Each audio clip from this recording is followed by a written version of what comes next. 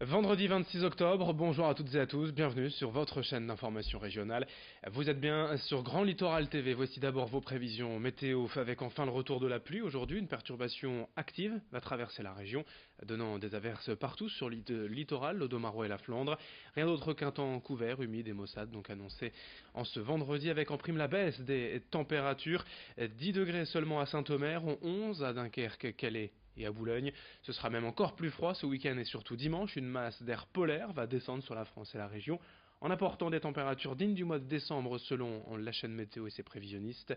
On écoute ainsi Ange Noiret nous présenter la situation prévue ces prochains jours. Sur les Hauts-de-France, ce week-end, un temps froid qui va se mettre en place. Des averses sous forme de pluie majoritairement quand même.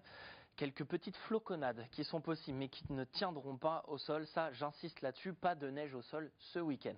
Mais bref, un temps hivernal, ça veut dire quoi? Ça veut dire des températures, surtout dans l'après-midi, qui ne vont pas beaucoup grimper. Les matinées seront fraîches, voire froides, encore que on ne parle pas de gelée samedi matin ni dimanche matin, des températures entre 1 et 5 degrés pour ces deux matinées-là. Et dans l'après-midi, ça va grimper, oui, par rapport à la matinée, mais pas beaucoup. On sera inférieur aux valeurs de saison, plutôt des températures dignes d'un mois de décembre, c'est-à-dire pour samedi après-midi du 8, 9, 10 degrés maximum. Pour dimanche après-midi, c'est encore plus impressionnant, avec du 5, 6, 7 degrés, 8 degrés maximum sur l'ensemble du Nord-Pas-de-Calais, avec un ressenti bien sûr froid pour vos enfants. Vous avez prévu de faire des activités en extérieur pour ce week-end également, pour la semaine prochaine, deuxième semaine des vacances. Eh bien, le froid va résister. Ce qui est sûr, c'est que les averses, elles aussi, elles vont vous suivre une bonne partie de la semaine prochaine. Un temps dégradé qui va s'enchaîner. Pas de neige au sol encore une fois en prévision, je tiens à vous rassurer. On parle beaucoup de neige ici à la chaîne météo, mais c'est surtout en altitude qu'on attend beaucoup de neige sur les reliefs français, sur les Hauts-de-France, des averses, donc des températures basses. Si vous avez des interrogations encore pour ce week-end, eh bien n'hésitez pas à revenir nous voir sur nos applis, également sur la chaîne météo.com. On va suivre les intempéries ensemble tout au long de votre week-end qui s'annonce donc hivernal. Une image impressionnante aussi à vous proposer dans ce journal hier. Une baleine de 18 mètres, près de 20 tonnes, s'est échouée sur la plage de Han, au nord d'Ostende en Belgique. Son cadavre avait été repéré quelques heures plus tôt au large des côtes. L'animal, précisément un rorqual mâle, était donc déjà mort quand il s'est échoué. Des scientifiques de l'Institut royal des sciences naturelles de Belgique va l'examiner pour comprendre les causes de son décès ici, en mer du Nord. Au chapitre social, sur Grand Littoral TV, les salariés de l'imprimerie Henri à Campigneul-les-Petites, près de Montreuil, sont dans le flou depuis près d'un mois. Le directeur leur a annoncé en effet récemment la fin imminente de l'entreprise. Ces dernières semaines, les employés ont donc espéré trouver un repreneur. Mais jusqu'ici, aucun ne s'est présenté. En réaction, les salariés eux-mêmes se mobilisent donc et s'unissent pour tenter de reprendre le site et maintenir leurs emplois. Explication en plateau avec notre journaliste Vincent Vieillard. Déjà en 2011, l'imprimerie Henri, située à Campigneul-les-Petites, près de Montreuil-sur-Mer, avait dû se séparer d'une vingtaine de collaborateurs après un plan de redressement. Mais ces dernières années ont été de nouveau compliquées pour l'entreprise, malgré presque 5 millions d'euros de chiffre d'affaires et un carnet de commandes que les salariés estiment plutôt bien rempli. Le mois dernier, le directeur de l'entreprise, Marc Henry, a annoncé aux 50 salariés qu'ils étaient à la recherche d'un possible repreneur.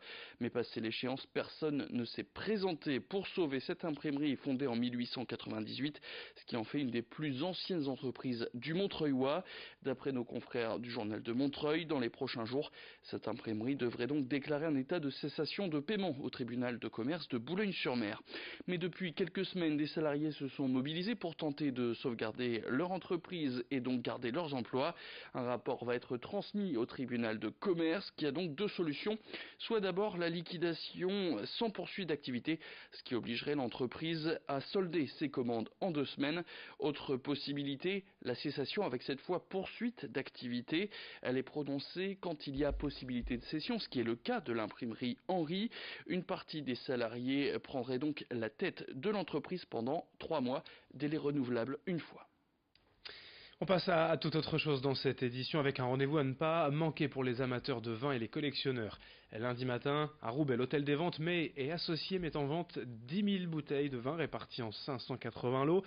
Des vins exceptionnels datant de 30, 40, voire 50 ans.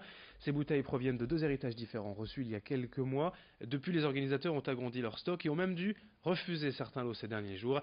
La vente va se dérouler lundi toute la journée, se passera aussi sur Internet, sur interenchères.com.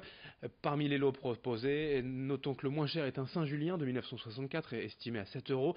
Certains vins, notamment un Clos Denis 1975, pourraient partir à 1500 voire 2000 euros. Explication quant aux modalités d'enchères sur Internet au micro de Vincent Vieillard. La plupart des gens maintenant suivent ce type de vente très particulière du vin sur Interenchères Live, c'est-à-dire qu'ils suivent la vente en direct et ils peuvent enchérir en direct après s'être enregistrés sur ce site.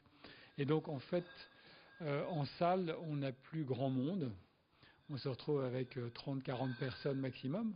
Au travers du live et d'Interenchères, il est clair qu'on vend à des gens du monde entier.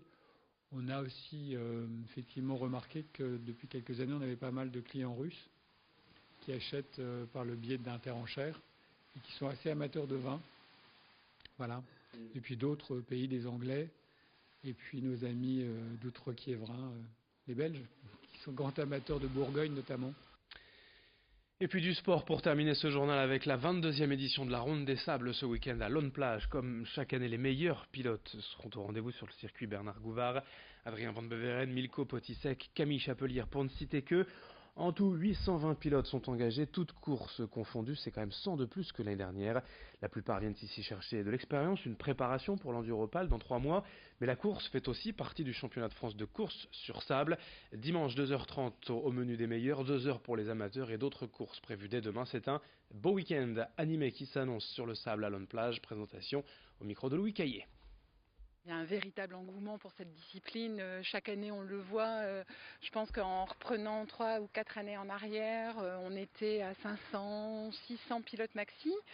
Et puis voilà, d'année en année, on prend 50, 70 pilotes de plus dans chaque catégorie pour là atteindre vraiment des records au niveau de la participation. Et d'ailleurs, on pourra vraisemblablement, on sera obligé de s'arrêter là parce que le circuit Bernard Gouvard ne peut pas accueillir. Il y a des règles techniques de sécurité à respecter et on ne peut accueillir qu'un certain nombre de pilotes sur chaque catégorie. Et puis on a aussi des problèmes de stationnement au niveau du parking coureur. En football, en national, Boulogne reçoit Villefranche-Beaujolais ce soir 20h et dans le même temps Dunkerque se déplace à Laval, le leader pour la 12e journée. En basket, en Jeep Elite, 2 déplacements également pour nos clubs du littoral. Le Portel joue à Chalon-Reims ce soir à 20h tandis que le BCM Gravelines Dunkerque aura fort à faire à Strasbourg demain soir à 20h. Fin de cette édition sur Grand Littoral TV. Dans un instant, d'autres infos, notamment vos prévisions météo et un prochain journal régional dans un peu moins de 8 minutes. Très belle journée à toutes et à tous.